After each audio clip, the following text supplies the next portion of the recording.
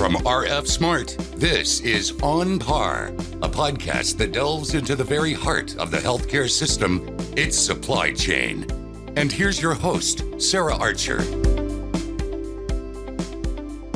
Hello, welcome back to On Par, the healthcare podcast from RF-SMART. My name is Sarah Archer. I'm your host, and today I am joined by my friend and colleague, Brian Mantell, and our friend and partner, Andrew Leavitt, who is joining us from PwC. I'm going to let them introduce themselves here in just a moment, but before we get started, our topic today is tips, best practices for working together with a implementation partner, as well as just how to have a successful implementation in general. Brian and Andrew are going to give us some best practices and tips to make sure that your implementation goes as smoothly as possible. As we get started today, Brian, would you go ahead and introduce yourself, give a little bit of background about yourself, because this is your first time on the podcast. It is. Thank you, Sarah. I'm excited to be here. It's funny. Andrew and I, we know each other very well. And we were talking a couple of weeks ago. We both listened to a lot of podcasts, but we've never been on a podcast. So we're excited to be here and spend about 15, 20 minutes with you to go through some of the topics that are near and dear to our heart. So I am Brian Mantell, and I am the practice director at Rsmart for our Oracle Cloud product.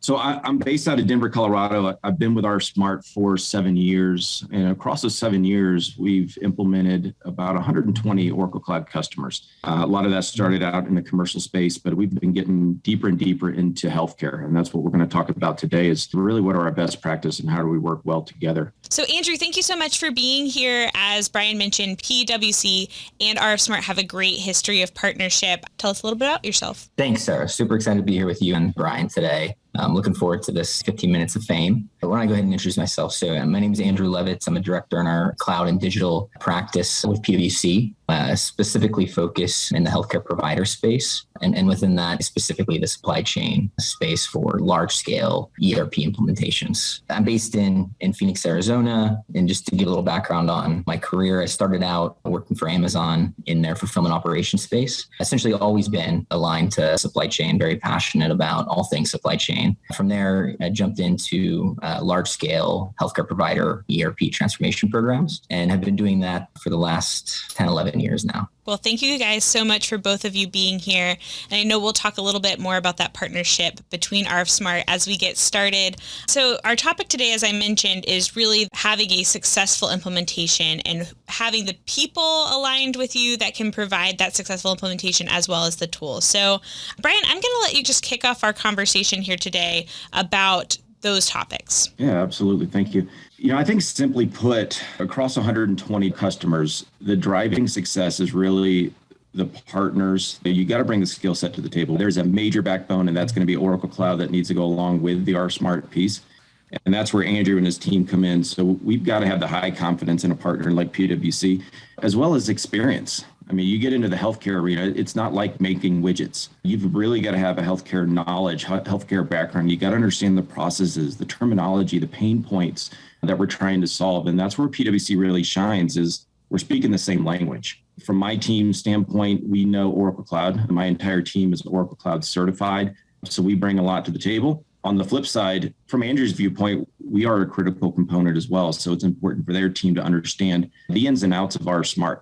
That way we come together and we're really viewed as one team. I'm going to tell a little story here. So I've been in the Oracle arena for 20 years, my entire career. I started out of college and went right into Oracle. A few years out of college, one of my bosses, the guy that hired me, he emphasized the importance of culture. And really what that means is you're going to be on very long projects. The people you work with, you need to get along well. You need to get along well with your teammates. You need to get along well with your customer and your partners. And that really drives success when you all like each other. I think that's one of the areas that the partners like PwC and Rsmart shine. We've got very similar resources. They're passionate. They enjoy collaborating and working together. And it really shines. It shows in front of the customer, and it allows us to really develop those relationships that are key to success. So I think to summarize, you've got to have the talent, you've got to have the experience, and you've got to have that collaboration and the willingness to work together because we're all driving towards the same goals.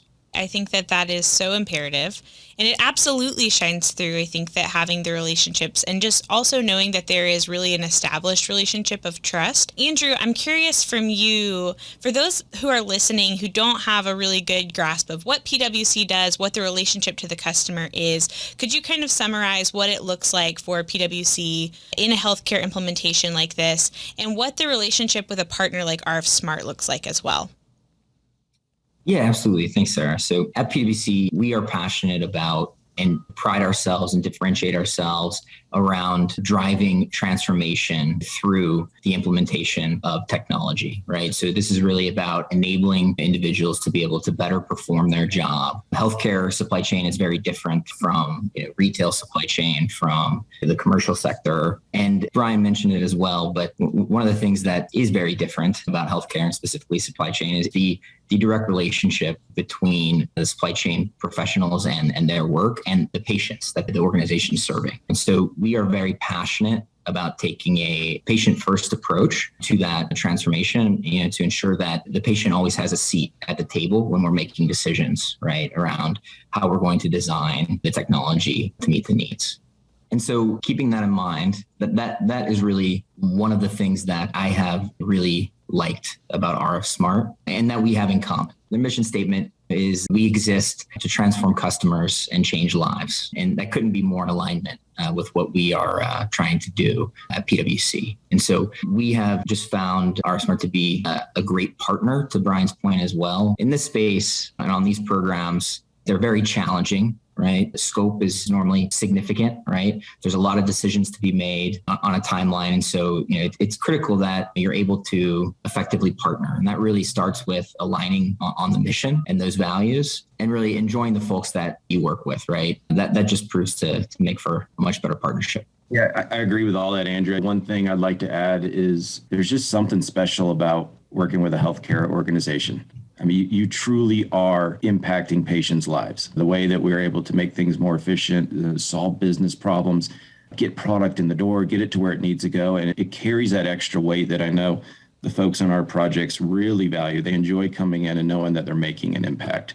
And I know that definitely aligns with your values as well on the PwC side. Well, and I think too about how when you are assembling a team for any reason, right, having people who have different perspectives and different backgrounds is always so beneficial. As we continue through our conversation today, I'm just wondering, what is it that brings overall success to a project like this? And how do partnerships like this bring value to our customers? Yeah, great question. I'll take an example of a project that we recently did, and it was a very successful project. But at the beginning, we started the project, PwC, they own the Oracle piece. We own the mobility piece. We were aligned. We were under one project plan, but essentially we were both moving forward on our own parallel paths. And what happened over the course of that couple of years is we gravitated closer together. We realized that a decision being made over here, maybe a meeting that we weren't in, may have impacted Rsmart. We could have added insight and vice versa. So as we got closer and closer to the testing cycles, to UAT, to training, we got closer and closer. And what I mean is not just the individual resources, but also let's start combining these meetings. The outcome of this meeting impacts both of us. We can have a bigger impact, a more positive impact on the customer if we bring these two together, and that it makes things more efficient. It allows us to make a decision collectively.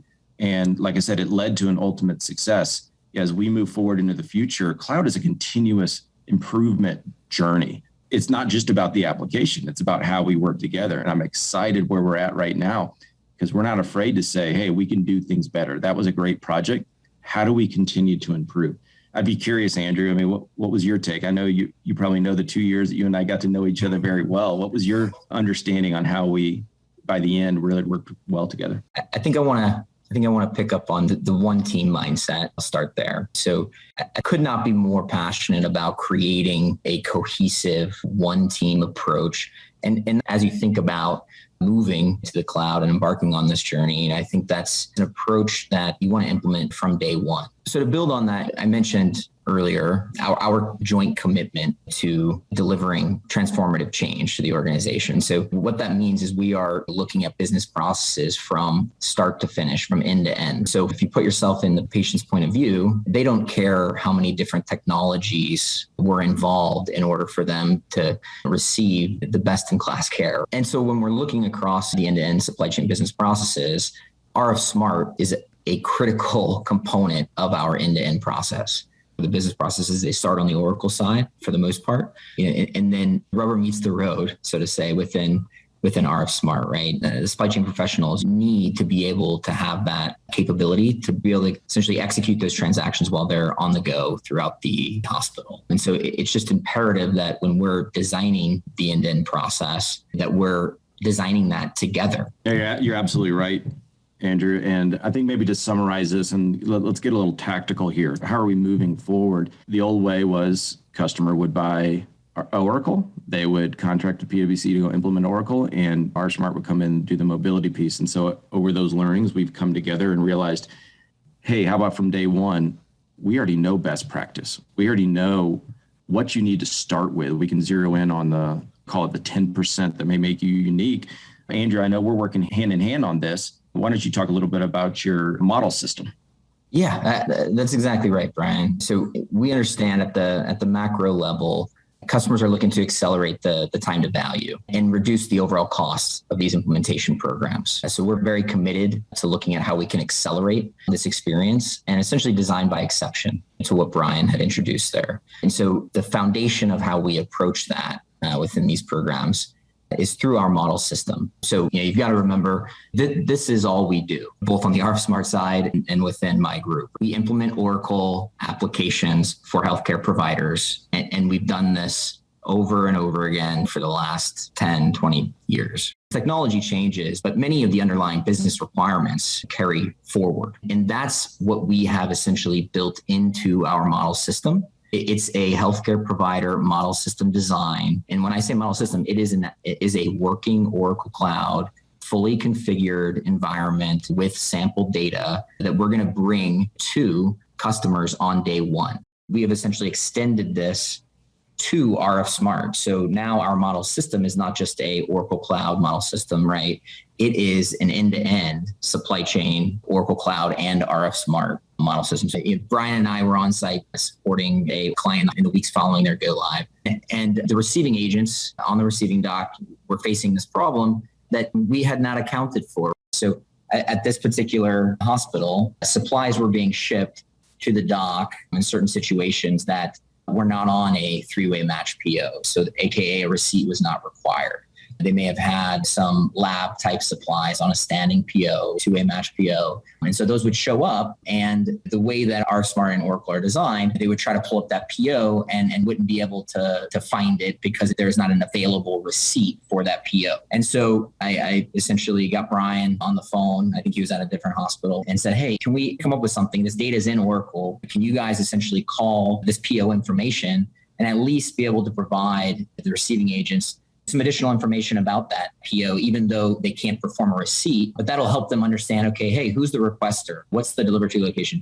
Where do I need to take this? And Brian, being the guy he is, he said, absolutely, that makes great sense. And I think within a month, which is an extremely short timeline for introducing an enhancement like that, they had delivered this capability, not just for that customer, but that's now built into the RF-SMART model system. So I just thought that'd be a good example. So Brian, do you want to talk a little bit about what we've done there? No, I think you summed it up. The thing I'd like to end on is really, I touched on it earlier, there's also this element of continuous improvement. This is not a one and done thing. And so other things that PwC and Rsmart are doing, we're meeting regularly. The industry changes, technology changes. We are meeting with our customers that are live and not live. This isn't something that we've taken a customer live and we're gone. We're consistently going back, evaluating the decisions that we made and identifying what changes do we need to make there, and we make the change there. So it's a continuous improvement, and a lot of that really comes through our collaboration and challenging ourselves, but also direct feedback from customers. We want to make sure that decisions we made are the correct ones, and we tweak along the way. So it tweaks for the customers that we've already completed the go lives for, as well as our go forward plan. Continue to refine what we identify as best practice. Really, to sum up what I'm hearing from you guys, the thing that should be impactful to everyone listening is if you are already an RF-SMART customer, you've chosen to go with RF-SMART, this should be so encouraging to you because you've got a partner that you've chosen who is holistically thinking about your business. But then if you are listening and you're like, I haven't quite made this choice yet, and you're still in the evaluation phase, I would encourage you to take the things that you've heard today and apply them and ask questions of the vendors that you're evaluating.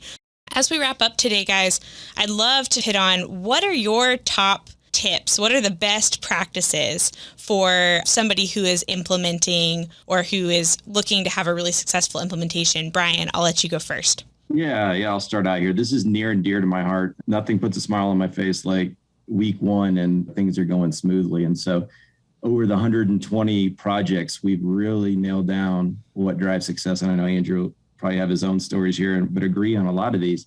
Anybody that works in a hospital or in a healthcare organization, you are typically wearing a lot of hats. And anyone listening to this, you know what I'm talking about. You have a lot of roles. You're very busy. It's very difficult to take you out of your day job. These projects can be very intense too. So as we're working with these large organizations, it still is important to make sure that we are prioritizing this type of initiative. We understand you can't take 20 people out of the job, but it really, from a leadership level, needs to be a commitment that we're going to spend the time that required to be successful. And then beyond that, a lot of these, let's say you may have 20 hospitals in your network chain. Every hospital is going to be impacted by this. There has to be a touch point. There has to be a leader at each of these facilities. And really just that responsibility to know that, hey, when this is going to make us better. So if it's going to make us better, I need to take ownership, even though I may not be physically sitting in that room every day as they're going through the design. Really, you get into, so if you got the right staffing, it's core that you have the right scope, you got the right timeline. And then my favorite one is if you feel like you've trained enough, train more. That so is true. Very important.